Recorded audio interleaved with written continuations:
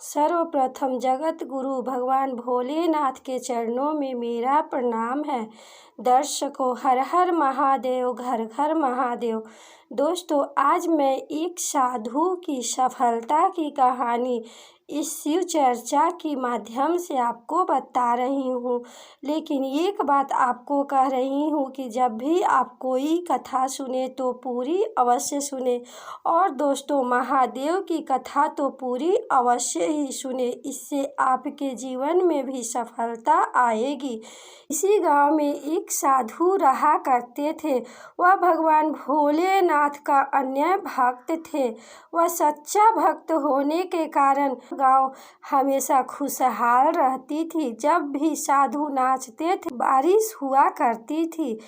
एक दिन शहर से 4 लड़के पढ़कर आए। गांव में साधु की इतनी चर्चा देखकर उसे जलन हुई। उस चारों लड़के ने कहा कि नहीं, यह नहीं हो सकता है। मैं शर्त लगाता हूँ कि यदि साधु के नाचने पर बारिश होने लगेगी तो मैं आजीवन उस साधु का दास बना रहूँगा। तब चारों लड़के ने भी साधु के पास गया और अपनी शर्त रखी। साधु को उन चारों लड़के के शर्त मंजूर हो गई। इस पर चारों लड़के बारी बारी से नाच करने लगे। आधा घंटा नाचने के बाद लड़के थक जाते और थक कर बैठ जाते थे। इस प्रकार से चारों लड़के ने आधा घंटे, एक एक घंटे नाच नाच कर बैठ गए, लेकिन बारिश नहीं हुई। जब साधु नाचने लगे तो 1 घंटा नाचे, फिर भी बारिश नहीं हुआ। 2 घंटे नाचे, 3 घंटे नाचे। इस तरह से नाचते नाचते शाम हो गई। तब बादल चारों तरफ से काला हो गया और घनघोर बारिश शुरू हो गई।